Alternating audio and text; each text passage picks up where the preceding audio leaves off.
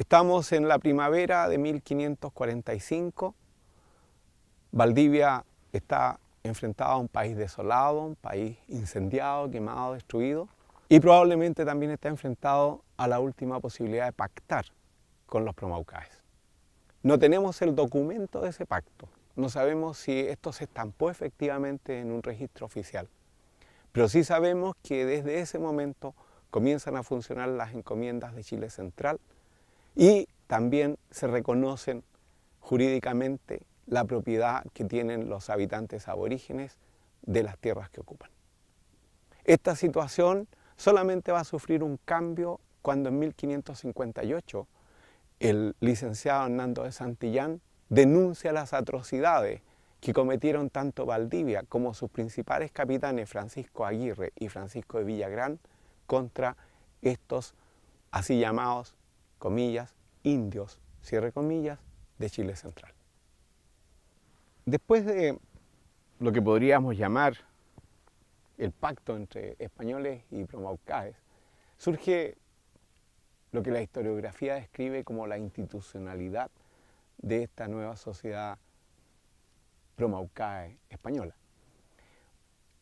La historiografía tradicional ha enfatizado el documento y la acción de la encomienda. La encomienda, que no consiste más que en encomendar a un español la evangelización de una comunidad, es vista también como un instrumento y un dispositivo laboral. Vale decir, donde el español recibe a cambio del servicio que le presta a la comunidad evangelizándola, cobra a nombre del rey el tributo que la comunidad debe pagar al Estado por recibir este tipo de instrucción.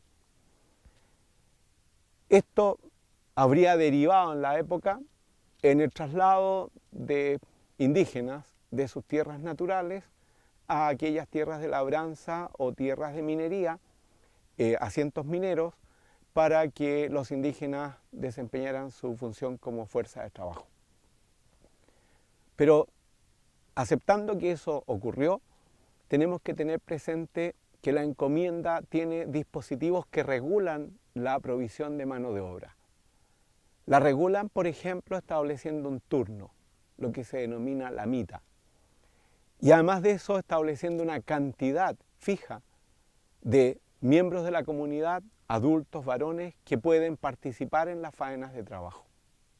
Generalmente el turno es de 3 meses y también generalmente la gente que se desempeña laboralmente en ese turno es solo 1/3 de la comunidad. Pero por sobre todo el documento de la encomienda y la institucionalidad que ella genera, protege la capacidad de las comunidades de reproducir sus condiciones materiales de vida. Vale decir, siempre deben haber y permanecer en las tierras de la comunidad un contingente de naturales que hagan producir la tierra para el sustento de su gente.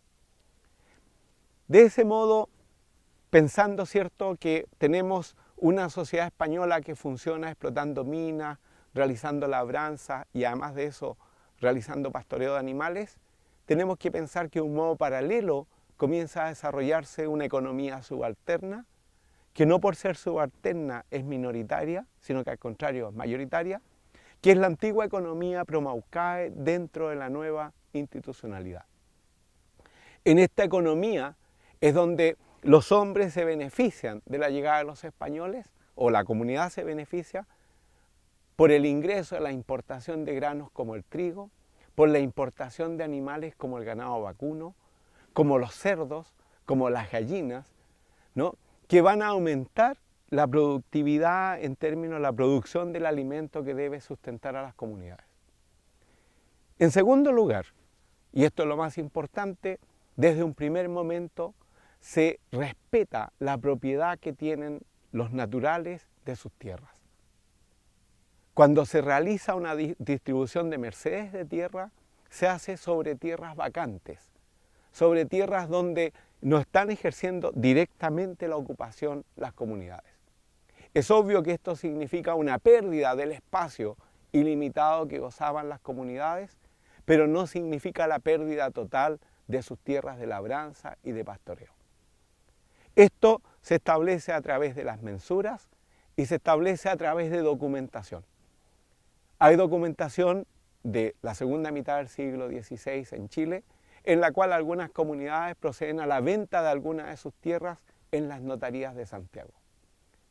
Allí se explican los deslindes que tienen las propiedades.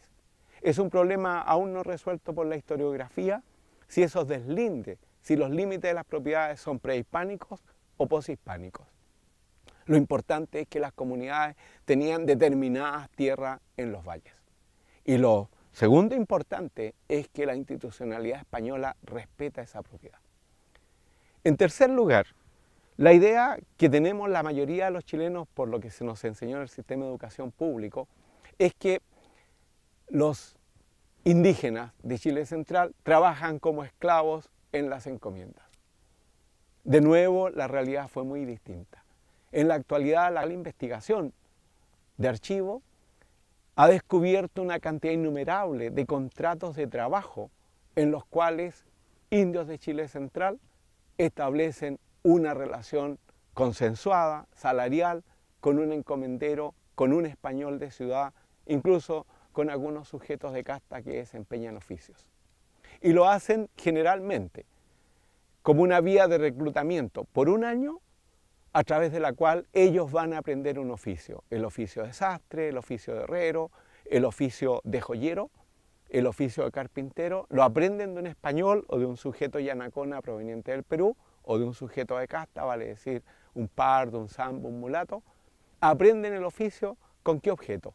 Con el objeto de trasladar ese oficio ahora al seno de la comunidad. Esta relación se denomina asiento de trabajo.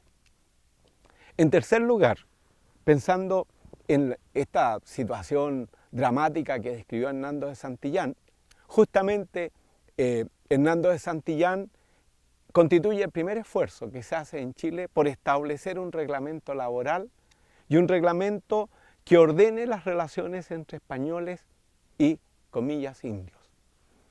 En este documento creo que se destacan tres puntos importantes. El primero, la cantidad de, comillas, indios que pueden ir a las faenas mineras. En segundo lugar, la prohibición absoluta de que los, comillas, indios sean sacados de sus tierras para trabajar en tierras de españoles. Y en tercer lugar, creo lo más importante, la necesidad de pagar un salario a quienes se desempeñan en el trabajo minero. Hay un cuarto punto que no es menos importante, y es el reconocimiento y autorización que da el Estado para que los propios indios, entre comillas, exploten las minas de oro y plata que están en sus respectivos territorios. Esto lleva a una situación, de un punto de vista material, totalmente distinta a lo que nos describe la historiografía tradicional.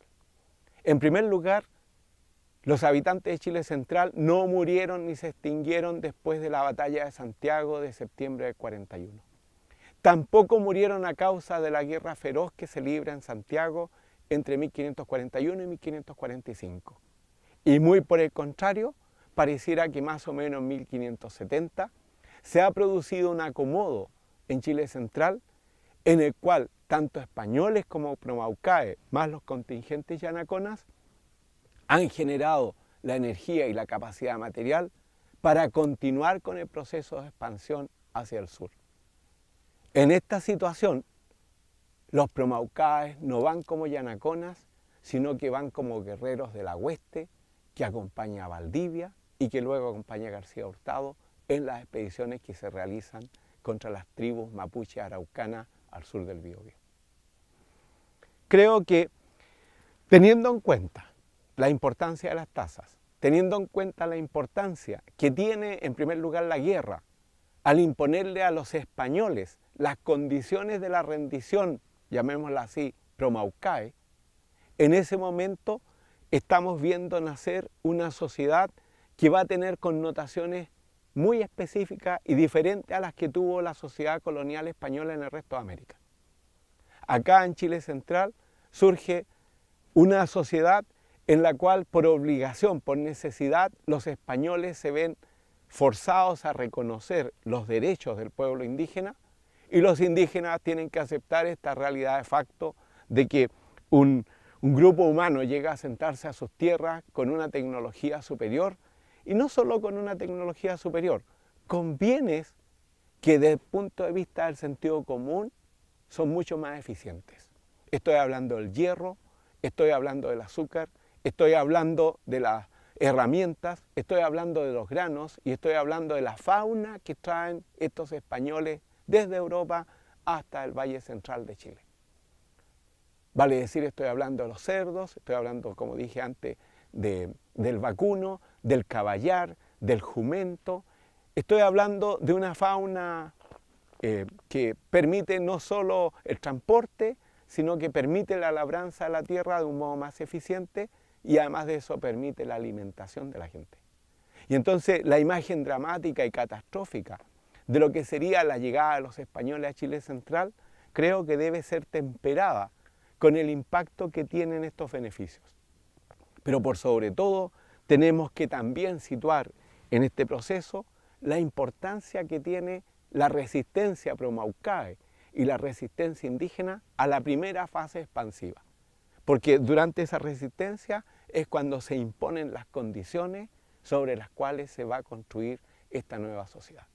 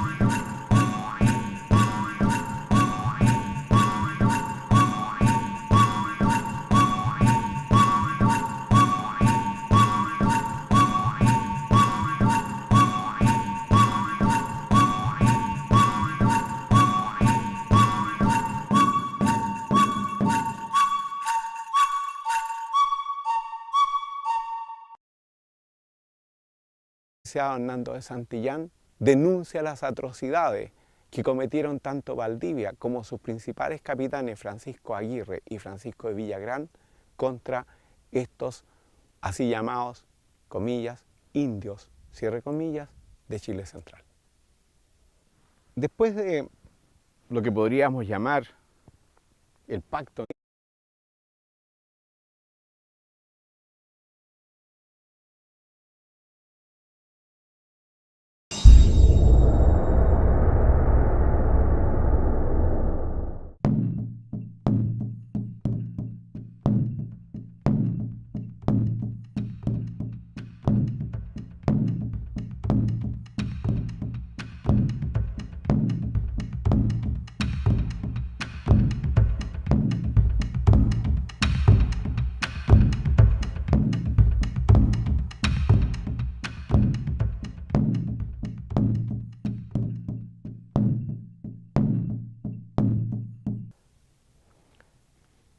Estamos en la primavera de 1545, Valdivia está enfrentada a un país desolado, un país incendiado, quemado, destruido, y probablemente también está enfrentado a la última posibilidad de pactar con los promaucaes.